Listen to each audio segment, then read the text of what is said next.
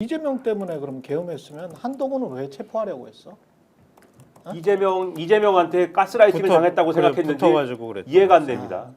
그러니까 이제 이 결국은 본질은 이재명 때문에 계엄을 한 게 아니고 김건희 때문에 자기 부인 때문에 2020년 검찰총장 시절부터 혹시 그 뒤에서 고발 사주를 윤석열이 한 게 아니냐, 자기 부인 지키려고. 이 의혹부터 제기를 시작을 해보면 오히려 2024년 이 4년 동안의 퍼즐이 다 풀린다고 저는 보거든요.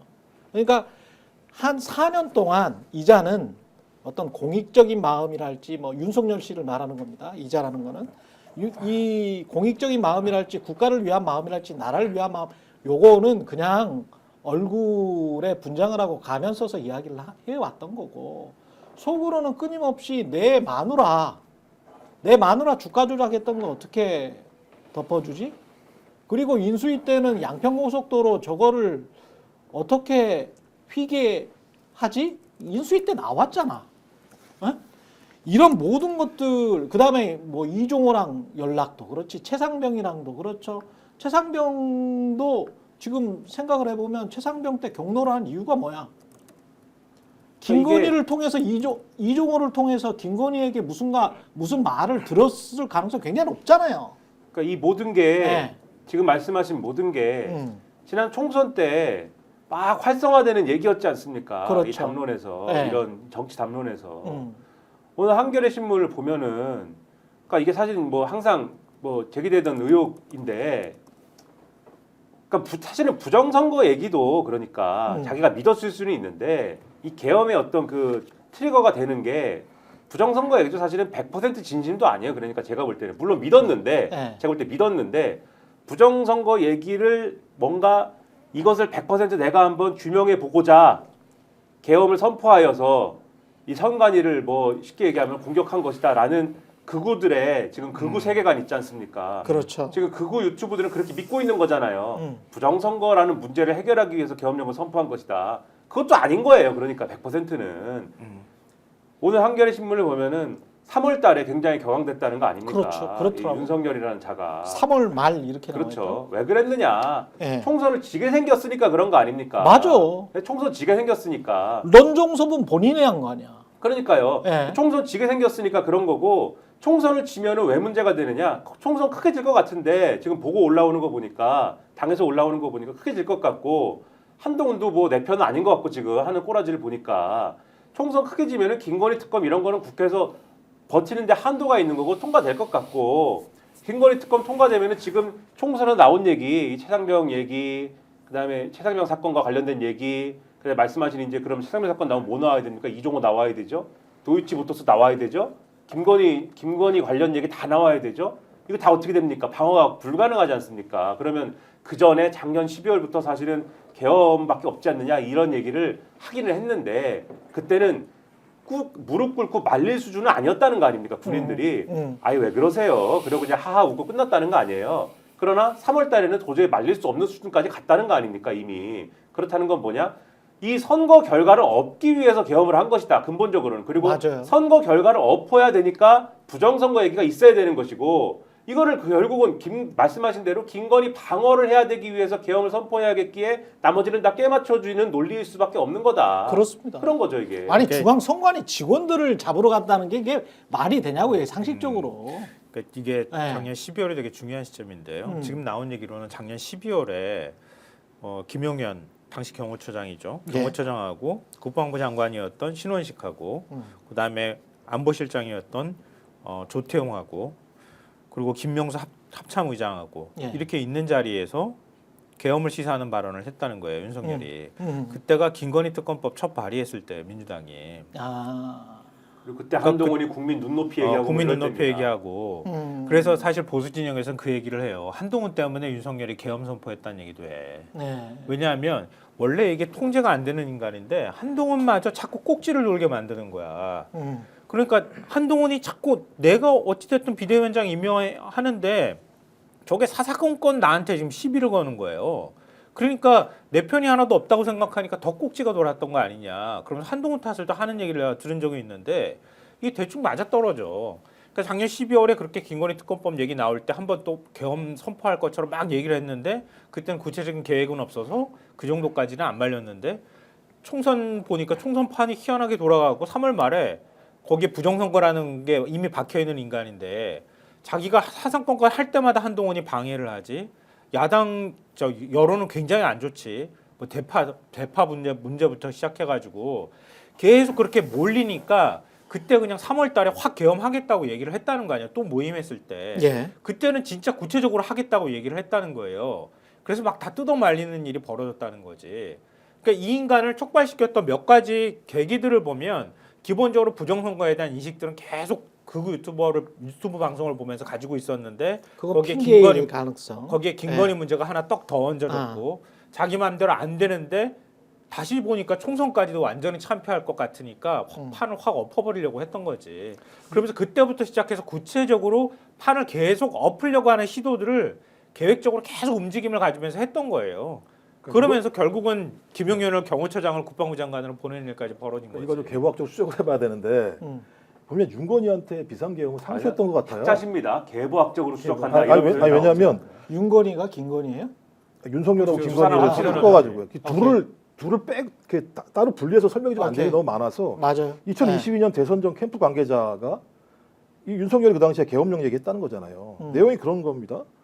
예를 들면 집권 후에 반대 세력의 소란이 심해지거나 촛불 시위 가능성이 거나 화재가 나오자 그게 무슨 걱정이냐. 계엄령을 발동해서 다 쓸어버리면 되지. 라는 얘기를 이미 2022년 대선 캠프 때 얘기를 했다는 거예요. 대선 캠프 때? 캠프 때. 이건 이제 대선 캠프에서 관계자, 익명의 관계자 말로 나온 거예요. 그다음에 말씀하신 것처럼 자기가 통치하다가 반대하는 놈들이 많으면 그냥 비상대권으로 쓸어버리면 되지 생각을 가지고 있다가 2023년 12월 달에 아까 말씀하셨습니다만 또 뭐가 있었습니까? 김건희가 나 깜빵 가나요? 라고 물어봤다는 게 이 12월 달인 거죠. 그러니까 전 적어도 윤건희라고 하는 이 두 사람은 자기의 이익을 위해서라면 자기 앞을 가로막는 사람들에 대해서 어떻게 제거할 것인가 다양한 방식으로 제거했겠습니다만 최종적 방식으로 대통령은 비상대권을 가지고 있기 때문에 그것들을 실행할 생각을 계속했던 거고 거기에 가장 적합한 사람이 누구였느냐? 합참을 계속 거쳐왔던 김용현이라는 인물이에요. 합참이 계엄을 다 한단 말이에요. 대부분 다 준비하고 예비하고 다 검토하고. 근데 김용현이 이 내용을 다 알았던 거죠. 합참에서 계속 불고 왔던 사람이고 작전도 아는 사람이죠. 그러니까 계엄과 작전을 다 아는 사람이 옆에서 계속 그 내용에 대해서 얘기를 해주니까 이건 그냥 자기가 어떤 비상대권의 가능성 문제가 아니라 실행이 가능한 영역으로 들어오기 시작했다는 생각이 들어요. 그러니까 2023년 12월, 2023년 3월 말, 그다음에 2024년 8월 달에 직접 안가에다가 다 불러가지고 그 방첩사, 특전사, 수방사 다 불러가지고 작전 계획을 짜기 시작을 했었고 근데 또 하필이면 12월 3일이냐. 이건 예를 들면 작전이 아니라 주술이라는 얘기가 나오는 상황인 거잖아요. 그러니까 이건 윤건희가 아니고는 나올 수 없는 덩어리의 게임이 벌어졌다는 생각이 들기 때문에 어떻게 보면 되게 비참하고 공포스러운 거죠. 우리 입장에서는. 근데 이런 자가 다시 이제 대통령이 된다고 하면 탄핵이 기각돼서 다시 대통령이 된다고 하면 계엄을 안 하겠어요. 말이 안 되는 거고요. 이게 지금 쭉 보면 저는 진짜 계속 내란이구나. 의심. 진짜 국민이 내란을 일으켜. 그렇죠. 그때 가면. 그때 가면 나라가 지탱할 수가 없습니다. 그럼요. 네. 이게 말도 안 되는 혁명이 거예요. 일어나는 거죠. 네. 내전 같은 상황이 벌어질 거예요. 환율은 없을 2,000원 될 수가 거고 없는 완전히 이게 미친 상황이 되는데 제가 이거를 더 이상 평론가가 아니게 되는 겁니다. 그때는. 네. 네. 이거는 혁명가가 되는 거예요. 제가. 이거는 말이 안 되죠. 김민하 혁명가 본업으로 돌아가는 겁니다. 제가. 아니 근데 이제 혁명이 일어나지 않게 하기 위해서라도 보수는 보수적으로 판단을 해야 돼요. 원래의 생각대로 체제 안정을 위해서라도 대통령을 탄핵하는 게 맞습니다. 그러면 거기에 최대한 힘을 모아줘야 되거든. 국민의힘이 할 수 있는 체제 안정, 보수 정당으로서 할 수 있는 그자들이요. 그자들이 아니 그자들이 그러니까 상식적이지는 않은 것 같아요. 원론적으로는 그 보수 정당을 해야 되는 게 맞는데 맞아요. 보십시오. 이번에 행태 추경호부터 시작되는 국민의힘의 행태를 보면 눈으로 본 거잖아요. 이게 무슨 들은 얘기가 아니에요. 눈으로 그 군인들이 들어와서 국회를 포위하고 국민들에게 총을 쏘고 장갑차를 국민이 막는 모습을 눈으로 봤음에도 불구하고 예. 거기에 대해서 투표하지 않은 행위, 그러니까 본인이 가서 국회에 안 들어간 행위에 대해서 어쩔 수 없었다거나 또는 민주당 지지층들이 뭐라고 난리를 쳐서 못 들어갔다거나 지금도 마찬가지입니다만 그것은 내란이 아니다라고 얘기하는 작태들을 보면 그들은 어떤 형태로든지 이걸 통해서 이익을 획득하는 방법. 그러니까 제가 볼 때 이 당은요 윤석열도 필요 없어요. 자기들의 이익들의 카르텔들을 유지할 수만 있다면 윤석열이 날아가가 뭐 상관없고, 그러니까 자기 핵심적 지지층만 가지고 지금 위기의 상황들을 어떤 형태든 극복하는 게 중요한 과제인 상황인 거거든요. 그렇죠. 그러니까 저는 그자들한테 얻을 수 있는 게 없다. 그래서 저긴 진짜 제가 국민들이 아마 나중에 정당 해산 요구를 아주 격렬하게 할 거라고 봐요. 전 저 당에 대해서. 그러니까 철저히 자기 이익에 따라서 움직이는 정당이라고밖에 해석이 안 되고요. 뭐 그러다 보면 점점점 극우화되는 당이 돼버릴 수밖에 없는데, 이 국민의힘이 좀 착각하는 게 뭐냐면 박근혜 탄핵되고 난 다음에 5년 만에 다시 정권을 잡았어요. 웃기는 거지 사실은. 정상적인 상황에서 정권 내주고 다시 잡는 게 5년이 걸리는데, 그럼 자기네들이 그러면 그때 분열이 돼가지고 엄청나게 힘들었다고 하는데 뭘 얼마나 힘들었다고? 안 그래요? 그렇죠. 한 번 정권 내줘가지고 그렇게 힘들어? 예.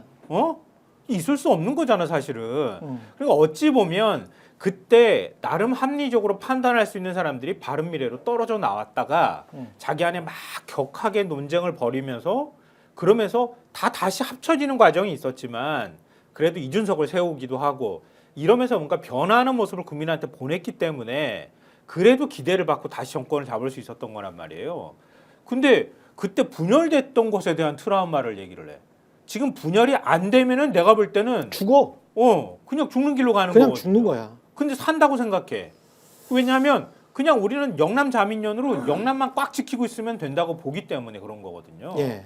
그럼 그거를 지키면 내가 일단 산다는 생각을 하기 때문에 저런 행동들을 하는 거예요. 예. 다수가 또 어떻게 됐든 말든 총선은 뭐 아직 3년이나 더 남았기 때문에 그때 같은 세상이 어떻게 달라질지 모른다는 거예요. 그렇죠.